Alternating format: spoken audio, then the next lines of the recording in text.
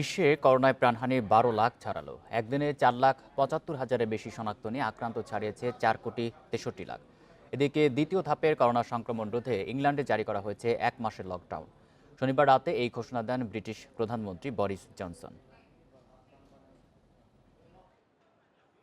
দ্বিতীয় ধাপের করোনা সংক্রমণে বিপর্যস্ত ইউরোপ।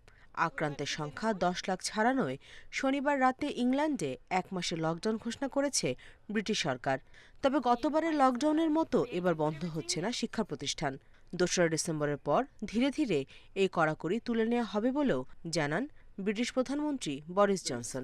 শনিবার দেশটিতে নতুন করে আক্রান্ত হয়েছে প্রায় ২২,০০০ মানুষ, প্রাণ গেছে ৩২৬ জনের। ১ মাসের জন্য আংশিক লকডাউন ঘোষণা করেছে অস্ট্রিয়া।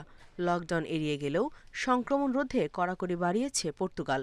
প্রয়োজন ছাড়া বাড়ির বাইরে বের না হওয়ার পাশাপাশি ৫ জনের বেশি মানুষের জমায়েতে দেয়া হয়েছে নিষেধাজ্ঞা।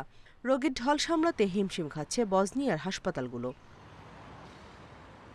ইউরোপে সংক্রমণ রুখতে বিধিনিষেধ ও কড়াকড়ি আরোপ করায় সরকারের সিদ্ধান্তের বিরুদ্ধে বিক্ষোভ চলছে ইতালি, স্পেন সহ বেশ কিছু দেশে। একদিনে সবচেয়ে বেশি আক্রান্ত ও মৃত্যু হয়েছে যুক্তরাষ্ট্রে। শনাক্ত হয়েছে ৮৬,০০০-এর বেশি, আর মৃত্যু হয়েছে ৯ শতাধিকের। মেক্সিকোতে রোববার ৬,০০০-এর বেশি শনাক্ত নিয়ে আক্রান্তের সংখ্যা ৯,২৪,০০০-এর বেশি। নতুন ৪৫০ মৃত্যুতে প্রাণহানি প্রায় ৯২,০০০।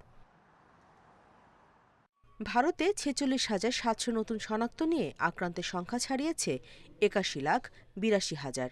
করোনায় মৃত্যু হয়েছে তামিলনাড়ুর কৃষিমন্ত্রীর। এদিকে ১০ নভেম্বর থেকে বিনোদন কেন্দ্র খুলে দেওয়ার সিদ্ধান্ত নিয়েছে তামিলনাড়ু সরকার। ১৬ নভেম্বর থেকে খুলছে শিক্ষা প্রতিষ্ঠান। এদিকে রোববার চীনে নতুন করে ২৪ জনের শরীরে মিলেছে ভাইরাস। কর্তৃপক্ষ বলছে এর মধ্যে ২১ জনই দেশের বাইরে থেকে আগত। Nusrat Serin, Independent news.